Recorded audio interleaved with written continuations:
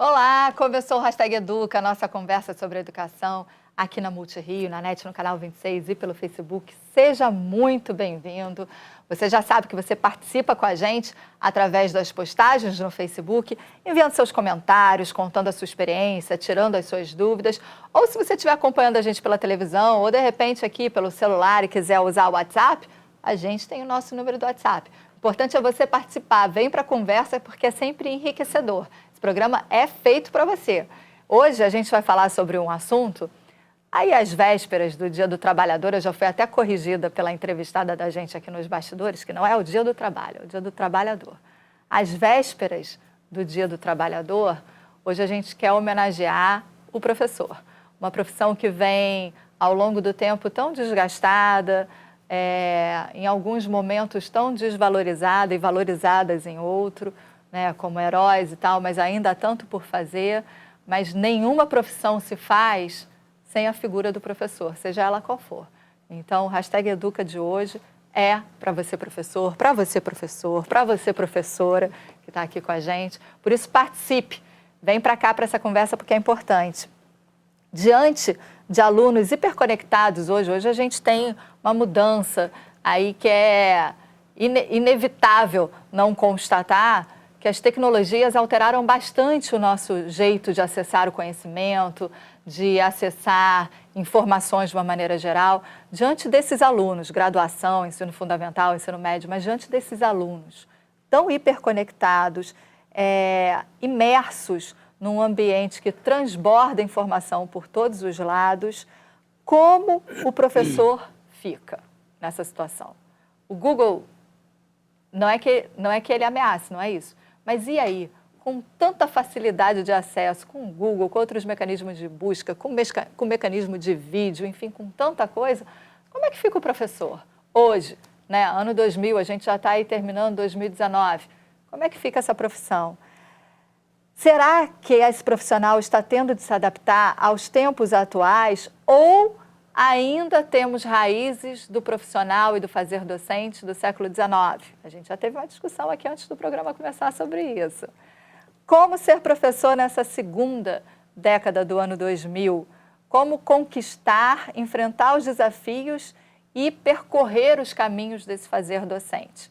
Quem conversa conosco sobre esse tema é Guilherme Veloso Viana, professor de matemática da Rede Municipal de Ensino do Rio de Janeiro e integrante da Gerência de Formação Continuada do Professor Regente, da Escola de Formação Paulo Freire, também da Secretaria Municipal do Rio de Janeiro. Seja muito bem-vindo, Guilherme. Olá, muito obrigado. Obrigada, viu?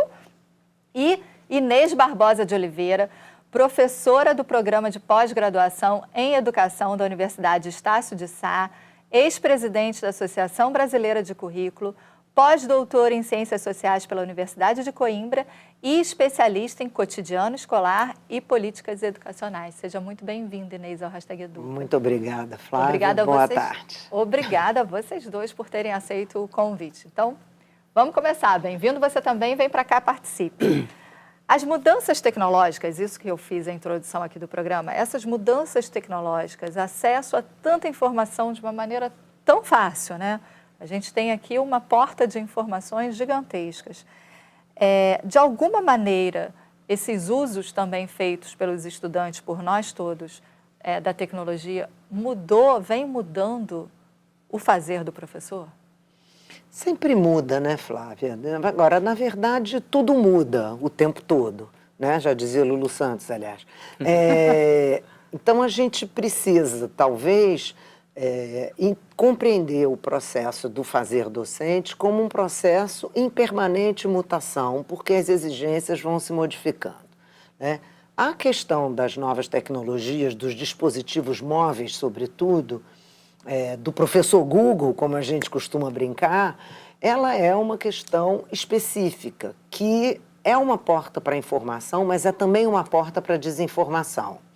E aí eu acho que, se por um lado isso obriga o professor a lidar com alunos que podem acessar, para além dele, informações, obriga o professor, desafia o professor a ser também enfim, não é um corretor, mas alguém que saiba mostrar a pertinência ou não do que parece informação à primeira vista e pode não passar de desinformação, né? Então, você tem novos desafios com alunos que vão poder verificar se o que você está dizendo é verdade, porque há casos, eu conheço histórias, na educação básica, né, no ensino médio, uma menina no celular e foi cobrada por um estagiário que estava acompanhando a turma, mas você está no celular, não está prestando atenção na aula, não estou vendo se o que ela está dizendo é verdade, né?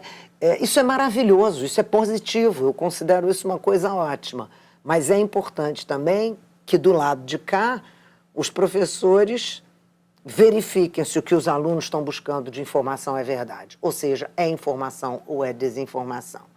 E, enfim, para dinamizar, só vou dizer uma outra coisa. Quer dizer, é preciso não confundir informação com conhecimento.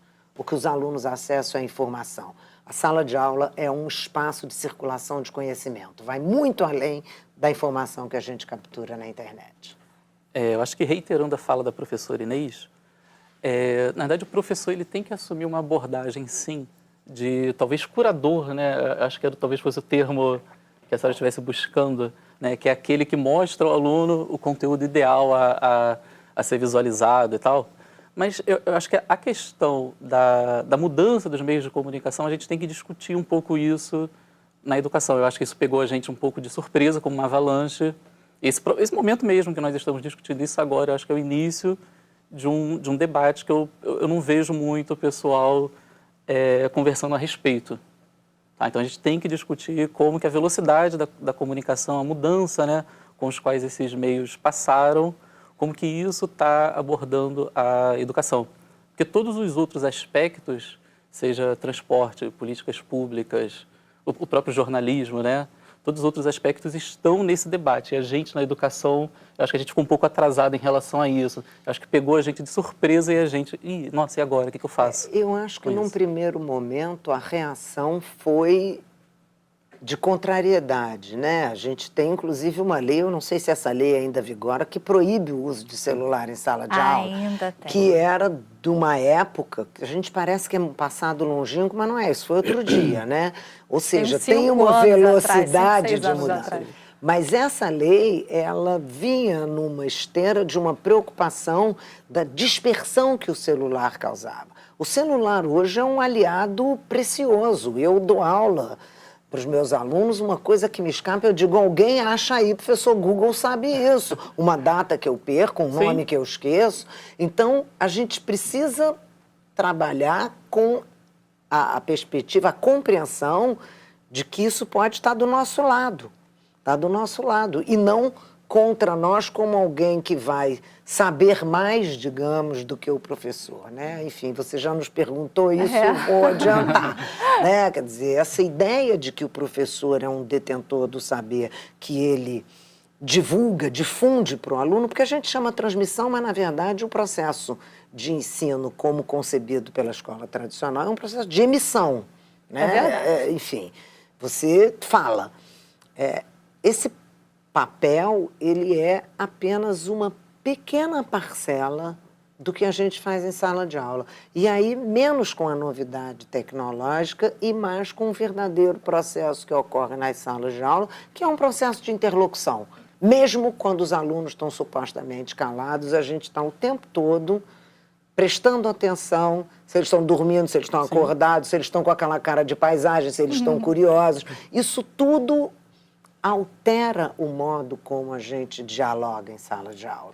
E agora vem as novas tecnologias e as informações dos dispositivos móveis com mais um elemento que a gente precisa aprender a lidar melhor. É ainda uma novidade, concordo com o Guilherme. Pegando um gancho do que ela está falando, hoje a gente tem a figura do professor, em muitos casos, né, e até uma preocupação, porque tem aquela história de que você, por ter tanta informação, você não tem uma concentração da sua atenção em determinadas coisas, você tem que ter uma sedução com o seu aluno e ser quase um animador de plateia, né? Como é que você vê isso? Eu creio que essa linguagem de educação pelo YouTube, acho que disseminou um pouco isso, né? de que o professor na unidade escolar, na escola, ele está um pouco distante do aluno dele.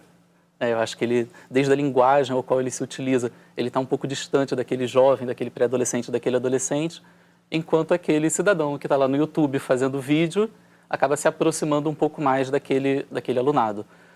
Não creio exatamente que a solução seja negar essa cultura do vídeo, né, do streaming, do YouTube, principalmente. Mas eu acho que vale a pena o professor mostrar ao aluno o melhor conteúdo, dar dicas para ele que aquela videoaula não mostra. Eu não acho que negar também seja a solução. Eu acho que todos esses processos, né, de inovação, eu acho que quando você passa por aquele processo de negação, de rejeição, eu acho que só gera um desgaste que não vale a pena. Deixa eu concordar com o Guilherme e pontuar uma outra questão.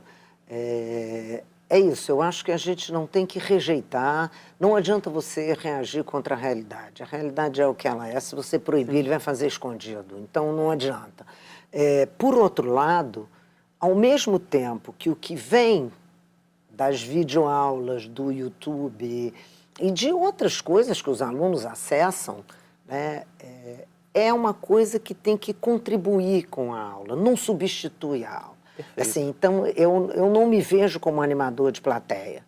Embora a gente tenha uma certa performance sempre em sala de aula, sobretudo quem trabalha com adolescente, que não é mais o meu caso, mas as crianças e os adolescentes exigem mais do que os adultos desse ponto de vista, mas sempre exigiram, vou voltar.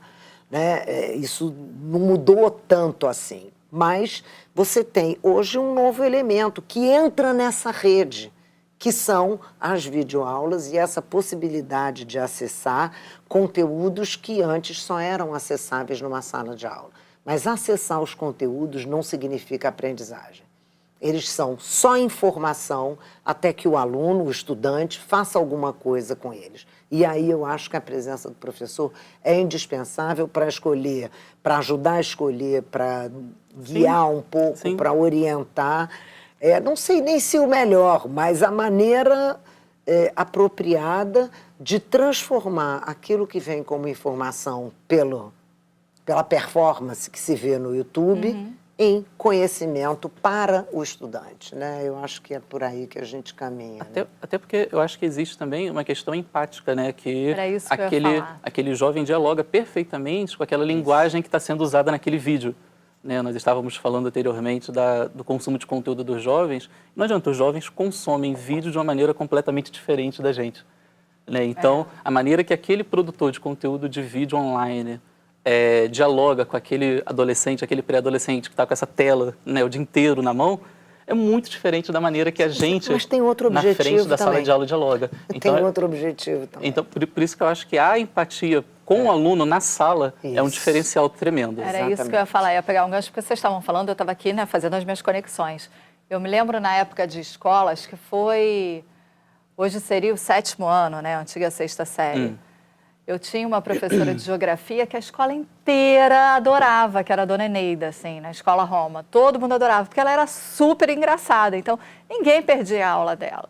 E outro dia, agora adulta, eu fui fazer um trabalho na internet e eu pensei assim, poxa, por que tudo tem que ser tão engraçado? Por que não pode ir direto ao ponto? Mas é porque eu tô adulta, né? Talvez naquele momento preocupada com o horário, com uma série de coisas para consumir aquela informação. E aí bate no que você está falando. Essa história de você conseguir, de alguma maneira, fazer uma performance, isso sempre existiu. Acho que agora tem um diferencial, e aí eu vou provocar vocês. A linguagem da internet, se a gente observar, até os planos usados por câmera são mais fechados. Significa que você está mais perto daquela pessoa que está falando só para você ali naquele momento. Está falando com milhões, mas está falando só com você. Talvez esse olhar mais empático, mais personalizado, mais individualizado para o aluno não esteja levando para a gente fazer uma reflexão do professor em sala de aula por aí? Pode ser mais empático, pode ser mais individualizado? Ele olha só para o aluno, mas o aluno não olha para ele, não tem interação. Ele supostamente olha só para o aluno, só que ele não está vendo aluno nenhum. Não tem comunicação, tem emissão. Né? Ainda que seja assim. Professor engraçado, é ótimo ser engraçado. Aliás, os meus alunos costumam dizer que eu sou engraçada. É ótimo ser engraçado, mas não é o objetivo. Eu não vou para uma sala de aula para ser engraçada. Eu vou para uma sala de aula para dialogar com os meus alunos e fazer com que eles aprendam alguma coisa daquilo que a gente considerou relevante, que está no currículo, que está no planejamento da aula, etc. e tal. Se isso puder ser feito de uma maneira engraçada, ótimo. Se não puder, paciência, vamos fazer de outra forma. Né? Mas sempre em comunicação. Eu vou insistir. Quando eu olho para um aluno e vejo o olhar dele, eu vou mudar o que eu estou fazendo ou não de acordo com essa percepção da reação. Não é um aluno de uma turma, né? Mais agitada, menos agitada, mais dispersa, menos dispersa. E isso modifica a minha aula. Uma aula gravada não se modifica. Os alunos podem estar se matando em sala de aula, que o YouTube não vai mudar o que ele está dizendo. Né? Então, eu acho que a gente não pode perder de vista o processo de comunicação que acontece dentro de uma sala de aula, que não tem substituição por nada que seja mera emissão. Porque ele é humano, né? Ele é humano. Eu acho que existe... Perfeito. Os produtores de conteúdo, ele acaba tendo uma grande vantagem ali, porque ele conhece o público dele. Seja pelos comentários, seja pelas tags que ele utiliza no vídeo. Então, ele sabe que o espectador dele tem uma tal idade, acessa aquele conteúdo no horário tal e tal. O que o espectador acha daquele conteúdo, porque a resposta é imediata. Né? No YouTube, o cara vai lá e comenta na hora. Então, o próximo vídeo que ele for fazer, ele já conhece melhor aquele espectador. Ele tem um nicho muito bem demarcado. Eu acho que os professores, agora a gente tem que dar um pouco esse pulo, que é conhecer melhor o alunado.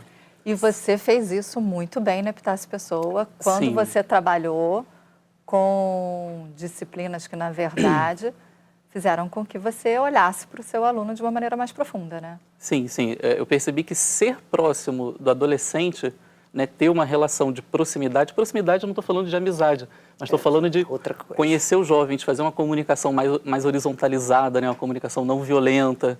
Eu acho que isso, eu percebi que isso era um catalisador para o aluno aprender melhor. Primeiro porque ele me via como alguém que está ali ensinando ele. Só para você entender, o Guilherme trabalhou com um projeto de vida. Também, sim, né? Mas sou professor de matemática. É professor de matemática num ginásio que a gente chama de ginásio experimental, depois de ginásio carioca, mas enfim, horário em tempo integral, não é isso? Sim, o horário em tempo integral já permite por si só a convivência com o estudante mais horas, né? Então, eu ficava o dia inteiro com aqueles alunos ali naquele ambiente. E como é que você desenvolveu o trabalho com os alunos? Como é que era na prática isso? Então, primeiramente, entendendo como que eles se comunicam.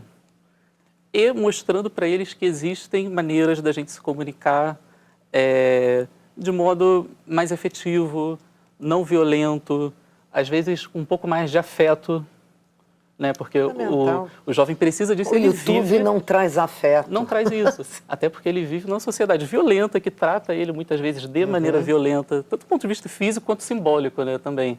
Né? O jovem é agredido, né? A gente fica, né? Você vai ali na rua, as pessoas... da escola pública, particularmente. Uma pessoa xinga a outra na rua, né? Então, mostrar para ele esse outro mundo, essa outra perspectiva da comunicação é de grande importância. E isso traz resultado quando você vai ensinar matemática. Né? Porque o professor de matemática é aquele cara, né? Tem aquela lenda que ele é o crápula, né? Ele é aquele cara vil, que está sempre pensando de alguma maneira de reprovar. Ele é aquele cara que vai reprovar. E a matemática é algo inacessível, né? Inacessível. Então, quando a gente assume essa comunicação mais próxima do aluno, você percebe que ele se sente não só desafiado, mas que ele consegue se superar. Você mostra para ele que ele consegue resolver aquilo. Você está conduzindo ele à resolução de problemas complexos. Eu vou voltar numa coisa que eu falei rapidamente, quer dizer, as coisas se enredam. Um aluno que aprende matemática é o mesmo que brinca na rua, ou que briga na rua, ou que é abordado por um PM da pior maneira possível, como a gente sabe que acontecem com os nossos jovens, sobretudo os de classes populares, é a mesma pessoa. Então, na hora que a gente, com base nessa consciência, lida com a pessoa como um todo, a gente facilita que eles que nessa rede entre a matemática, a física, ou coisas outras difíceis, como a filosofia também, sim. enfim, que a princípio são coisas que afastam, porque são difíceis, porque são para iluminados, né? Um filósofo, um professor de matemática, e quando, na verdade, somos todos pessoas tentando fazer o melhor possível. Na hora que isso chega para o aluno, eu acho que isso tende a criar uma rede mais satisfatória de interação, e aí, na mesma rede, entra a aprendizagem da matemática. Então, ela fica facilitada, porque a rede toda está favorável. Enfim, eu gosto dessa metáfora, dessa ideia da rede. A gente pensa que os fios vão entrando e vão se entrelaçando. Não tem isso, aquilo outro. As coisas caminham juntas. A pessoa é uma só. Olha só, a gente tem aqui, vocês estavam falando de afeto, quanto isso impacta no dia a dia. Rafael Coelho está dizendo aqui, olha, afeto também é um diferencial nas salas de aula, né? Professores que se importam com os alunos são os que ficam nos nossos corações. Quando você assume... E mentes. Quando você assume essa proximidade dos estudantes, obviamente, você vai virar conselheiro, né? Você vai virar aquele cara que o aluno, quando ele está com alguma dificuldade, vai tirar uma dúvida com você, seja dificuldade sobre carreira, ou dificuldades com outra matéria. Às vezes acontece o tempo todo.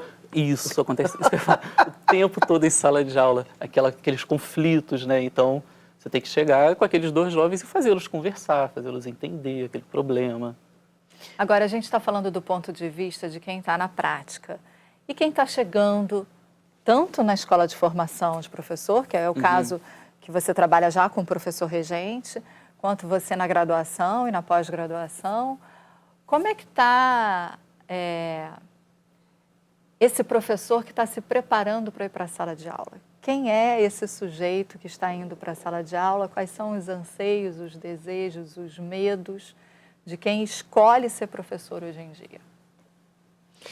Essa pergunta ela é muito difícil, porque as pessoas são muito diferentes umas das outras, né? A gente tem hoje, acompanhando um imaginário de uma docência vista como uma coisa hiper importante, os professores eram respeitadíssimos, né? Não, uma professora, um professor, enfim, era orgulho na família, enfim. Hoje a gente tem... Isso não sumiu, mas isso hoje entra em conflito com uma mídia que massacra o professor crescentemente, permanentemente. Muitos alunos na graduação fazem o curso de licenciatura porque talvez no bacharelado eles não consigam trabalhar. Menos por desejo de serem professores e mais porque em áreas específicas você acaba precisando se formar para a docência. Do ponto de vista das preocupações, o que me assusta mais, vai te surpreender talvez, o que me assusta mais é o quanto ainda existe um imaginário de que a escola é alguma coisa que ela não é, nunca foi, né? No próprio curso, nas próprias disciplinas que os estudantes cursam, a gente tem ainda uma realimentação de uma ideia de que você planeja a sua aula, ensina o seu conteúdo e qualquer coisa fora disso está errado, é defeito, é falha, é desvio. Quando, concretamente, a gente sabe que as escolas são espaços ricos em coisas que não são domáveis, nem ensináveis, nem controláveis, nem previsíveis. A gente, cada dia é uma surpresa na escola. Eu estou fora da escola em si, na universidade, há 25 anos, mais ou menos. Mas trabalhei 15 anos em escola. Não tem 2 dias iguais numa escola. A surpresa é quando não tem surpresa. A surpresa é quando não tem surpresa. Então, assim, o que mais me assusta é a ideia ainda hegemônica, ainda dominante no imaginário dos professores em formação, é que eles vão aprender vou usar aqui o exemplo, já que o Guilherme está aqui, eles vão aprender aquela matemática no curso de matemática, a gente vai ensinar eles a dar aula e eles vão dar aquelas aulas de matemática exatamente como planejam. Quando Nada disso acontece. Uma aula de matemática depois da de educação física ou depois da do recreio é uma aula semi-perdida, todo mundo sabe disso depois que põe o pé na escola. Por que a gente continua fazendo de conta que não é, né? Enfim, de matemática, de qualquer coisa. Eu trabalhava na escola primária, eu fui alfabetizadora durante alguns anos. A criança vem do recreio, a gente põe a mão na folha de papel, acabou aquela matriz, aquele papel se liquefaz, porque é um calor que faz no Rio de Janeiro. Então, todas essas coisas importantes do cotidiano, elas ainda estão um pouco afastadas, né? Afastadas da consciência do estudante que se forma para ser professor. Eles acham mesmo que eles vão fazer o planejamento e vão aplicar o conteúdo, que é um termo curioso, né? Aplicar como se fosse decalque, como se fosse... Sim, replicar, né? Quando concretamente nada disso acontece por causa dos celulares também, mas porque a vida não é controlada desse jeito. Controlável nunca, jamais. A escola é um lugar onde o aluno tem que ficar olhando para a cabeça do outro em silêncio. O lugar mais barulhento do mundo é a escola de crianças, gente. Eu me pergunto se as outras profissões também não passam por esse dilema, né? Talvez. Se quando o profissional entra no mercado de trabalho, se ele se surpreende ou não com aquele cenário ao qual ele Olha, ele eu se posso depara. dividir isso com você. É uma surpresa quando você chega no mercado de trabalho. Imagino. É completamente diferente. Ou seja, na verdade, a gente tem uma idealização, talvez não do magistério, mas uma idealização das profissões, do trabalho. Do mundo, que o mundo é controlável, que o mundo é dominável, que o mundo é previsível, e nada é. Esse é outro debate também que talvez eu acho que ele tem que emergir, que é do quanto você tem que estar se divertindo o tempo todo, né? Não, você vai fazer o que você ama e quando você começar a trabalhar, você vai estar em pleno divertimento durante todas aquelas horas semanais ali com seus colegas de trabalho, independente dos problemas que vão aparecer ou não. Mas nossa, se você fez, né, a profissão dos seus sonhos, então vai ser sempre maravilhoso, né? Então, eu acho que as frustrações que as pessoas encontram, sobretudo a minha geração, que seguiu muito essa linha de siga o seu sonho, faça aquele curso que você sempre quis, acho que essas frustrações estão emergindo agora também. Por que você fala agora? Agora, devido a desemprego, né, sobretudo, né, eu vejo muitas pessoas que estão desiludidas com as suas profissões. Hoje é um mundo muito difícil para os sonhadores. Muito complicado. A realidade entra, né, talvez antes do que em outras épocas em que as idealizações eram mais credíveis, digamos. Eram idealizações e, portanto, nunca aconteceram.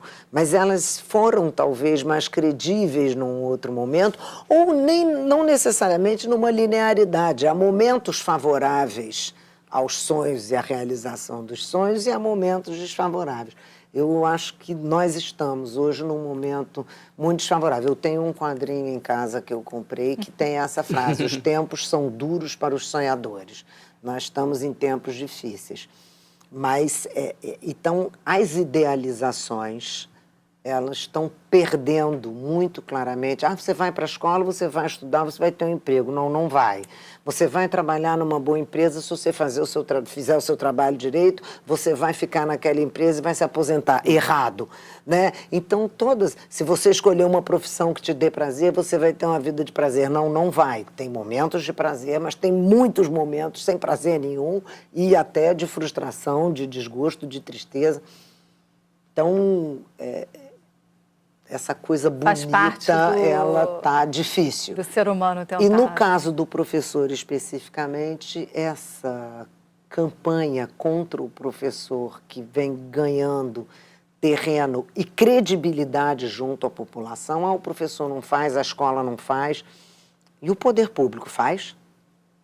Quem devia se ocupar disso, o investimento em educação está aí, as escolas têm condições para receber o professor e os alunos para que os processos ideais possam acontecer. Não, mas ninguém fala sobre isso. Verdade. Cai tudo sempre na prática. Cai sempre na prática. A gente já está aqui com o tempo estourando, mas eu queria pedir ao Guilherme, então, já que a gente está encerrando, que presente você daria para o professor de uma maneira em geral, nessa homenagem para o Dia do Trabalhador, que a gente está celebrando aqui a profissão professor. Que presente você gostaria de ofertar? Bom, eu gostaria de eu gostaria que o professor tivesse muita coragem.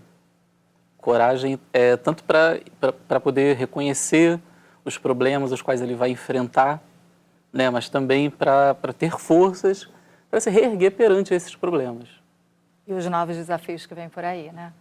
Gente, olha só, já estouramos o horário do Hashtag Educa. Muito obrigada, Inês. Obrigada, Guilherme, pela participação. E obrigada a você pela companhia. Você já sabe, tem mais conteúdo sobre esse assunto nas postagens no Facebook e no portal da Multirio. Passa lá. Eu aguardo vocês no próximo Hashtag.